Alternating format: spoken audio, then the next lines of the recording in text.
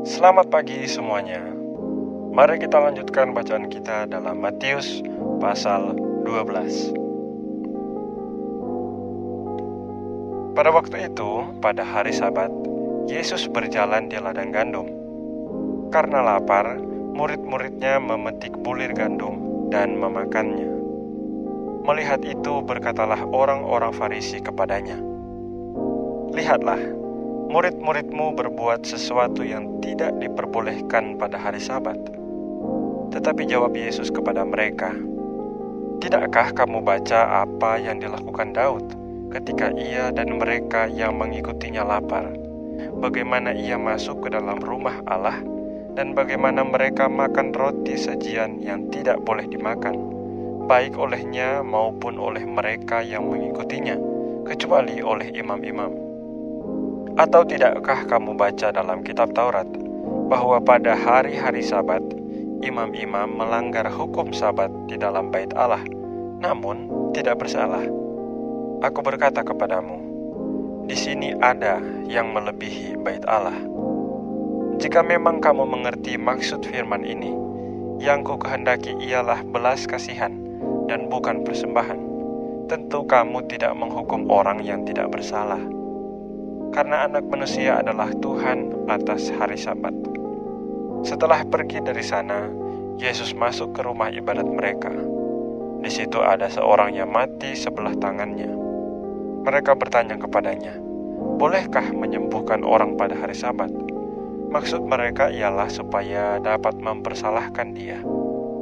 Tetapi Yesus berkata kepada mereka, "Jika seorang dari kamu mempunyai seekor domba, dan domba itu terjatuh ke dalam lubang pada hari Sabat, tidakkah ia akan menangkapnya dan mengeluarkannya? Bukankah manusia jauh lebih berharga daripada domba? Karena itu, boleh berbuat baik pada hari Sabat." Lalu kata Yesus kepada orang itu, "Ulurkanlah tanganmu," dan ia mengulurkannya. Maka pulihlah tangannya itu, dan menjadi sehat seperti tangannya yang lain. Lalu keluarlah orang-orang Farisi itu dan bersekongkol untuk membunuh dia. Tetapi Yesus mengetahui maksud mereka, lalu menyingkir dari sana. Banyak orang mengikuti Yesus, dan ia menyembuhkan mereka semuanya. Ia dengan keras melarang mereka memberitahukan siapa dia, supaya genaplah firman yang disampaikan oleh Nabi Yesaya, "Lihatlah, itu hamba-Ku yang Kupilih, yang Kukasihi, yang kepadanya jiwaku berkenan. Aku akan menaruh rohku ke atasnya, dan ia akan memaklumkan hukum kepada bangsa-bangsa.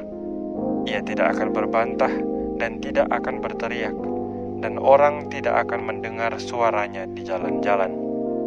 Bulu yang patah terkulai tidak akan diputuskannya, dan sumbu yang pudar nyalanya tidak akan dipadamkannya, sampai ia menjadikan hukum itu menang.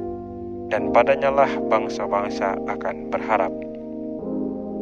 Kemudian dibawalah kepada Yesus seorang yang kerasukan setan. Orang itu buta dan bisu. Lalu Yesus menyembuhkannya sehingga si bisu itu berkata-kata dan melihat. Maka takjublah sekalian orang banyak itu, katanya, "Ia ini agaknya anak Daud." Tetapi ketika orang Farisi mendengarnya, mereka berkata, "Dengan Beelzebul, penghulu setan, ia mengusir setan." Tetapi Yesus mengetahui pikiran mereka, lalu berkata kepada mereka, "Setiap kerajaan yang terpecah-pecah pasti binasa, dan setiap kota atau rumah tangga yang terpecah-pecah tidak dapat bertahan. Demikianlah juga kalau iblis mengusir iblis, ia pun terbagi-bagi dan melawan dirinya sendiri. Bagaimanakah kerajaannya dapat bertahan? Jadi, jika aku mengusir setan dengan kuasa Beelzebul, dengan kuasa siapakah pengikut-pengikutmu mengusirnya? Sebab itu merekalah yang akan menjadi hakimu. Tetapi jika aku mengusir setan dengan kuasa Roh Allah, maka sesungguhnya kerajaan Allah sudah datang kepadamu. Atau bagaimanakah orang dapat memasuki rumah seorang yang kuat dan merampas harta bendanya apabila tidak diikatnya dahulu orang kuat itu? Sesudah diikatnya, barulah dapat ia merampok rumah itu. Siapa tidak bersama aku, ia melawan aku, dan siapa tidak mengumpulkan bersama aku, ia mencerai-beraikan. Sebab itu aku berkata kepadamu, segala dosa dan hujat manusia akan diampuni, tetapi hujat terhadap Roh Kudus tidak akan diampuni. Apabila seorang mengucapkan sesuatu menentang Anak Manusia, ia akan diampuni. Tetapi jika ia menentang Roh Kudus, ia tidak akan diampuni.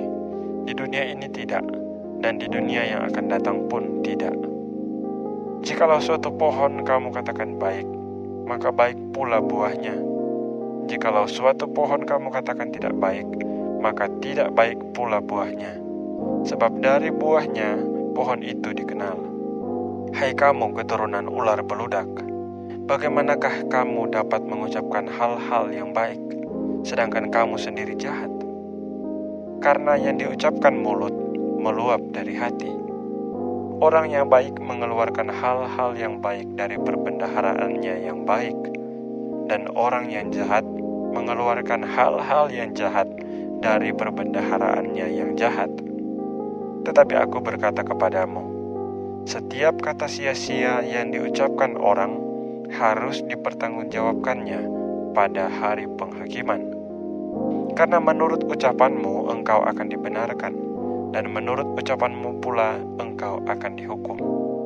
Pada waktu itu berkatalah beberapa ahli Taurat dan orang Farisi kepada Yesus, Guru, kami ingin melihat suatu tanda daripadamu.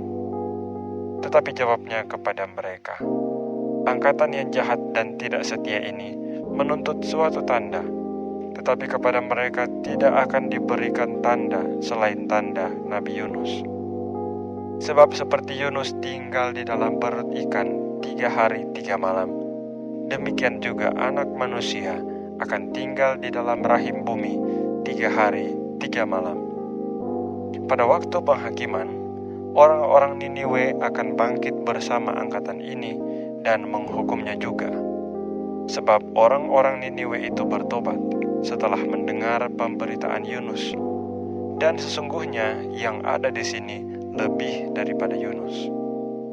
Pada waktu penghakiman, Ratu dari Selatan itu akan bangkit bersama angkatan ini, dan ia akan menghukumnya juga. Sebab Ratu ini datang dari ujung bumi untuk mendengar hikmat Salomo, dan sesungguhnya yang ada di sini lebih daripada Salomo. Apabila roh jahat keluar dari manusia, ia pun mengembara ke tempat-tempat yang tandus mencari perhentian. Tetapi ia tidak mendapatnya. Lalu ia berkata, aku akan kembali ke rumah yang telah kutinggalkan itu. Maka pergilah ia dan mendapati rumah itu kosong, bersih tersapu, dan rapi teratur. Lalu ia keluar dan mengajak 7 roh lain yang lebih jahat daripadanya, dan mereka masuk dan berdiam di situ. Maka akhirnya keadaan orang itu lebih buruk daripada keadaannya semula. Demikian juga akan berlaku atas angkatan yang jahat ini. Ketika Yesus masih berbicara dengan orang banyak itu, ibunya dan saudara-saudaranya berdiri di luar dan berusaha menemui dia. Maka seorang berkata kepadanya, lihatlah, ibumu dan saudara-saudaramu ada di luar dan berusaha menemui engkau. Tetapi jawab Yesus kepada orang yang menyampaikan berita itu kepadanya, siapa ibuku dan siapa saudara-saudaraku? Lalu katanya sambil menunjuk ke arah murid-muridnya, ini ibuku dan saudara-saudaraku. Sebab siapapun yang melakukan kehendak Bapa-Ku di sorga, dialah saudaraku laki-laki, dialah saudaraku perempuan, dialah ibuku. Sekian bacaan kita pagi hari ini. Kita jumpa lagi besok di pasal yang selanjutnya. Jangan lupa untuk terus memikirkan dan merenungkan firman Tuhan.